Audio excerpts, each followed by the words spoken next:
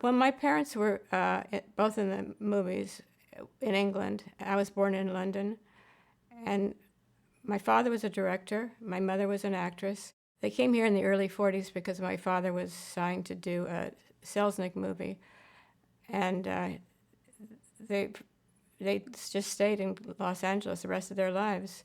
My father was a very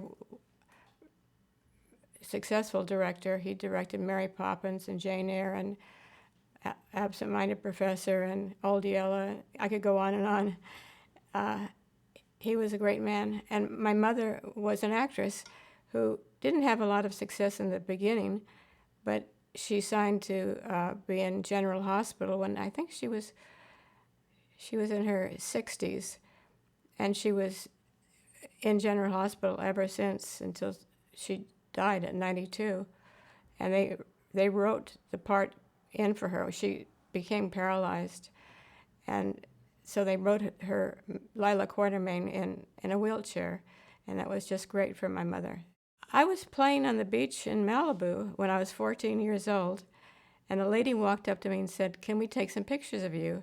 And I said, "Sure." And it turned out to be, there was a photographer who was very famous for pinup pictures, Peter Gowland and his wife, who were a great couple, and they started taking pictures of me and selling them to some of the little magazines called Pageant, and I can't remember the names of the rest of them, but I did a lot of covers of magazines, and one cover I ended up doing was the cover of Esquire magazine, and one of the agents at Famous Artists saw it, and they signed me, and they got me a contract at RKO,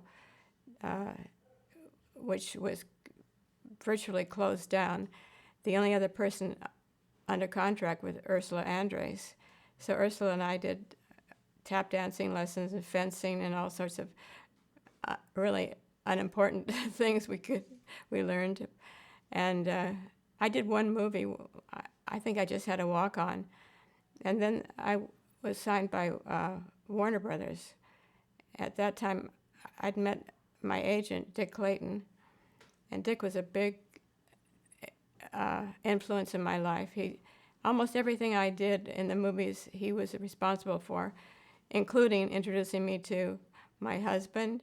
I started getting recognized after my pictures started coming out in magazines, and it was a strange feeling because I don't know if somebody would run up to you and said, "Hey, can I have your autograph?" And I want to say, "Why would you want my autograph?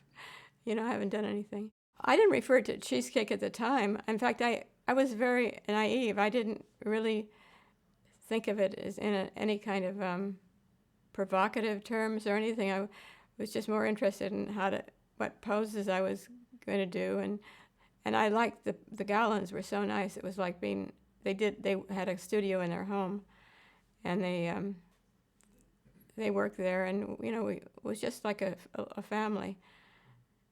I think I like posing, actually. I think I may have liked it more than acting.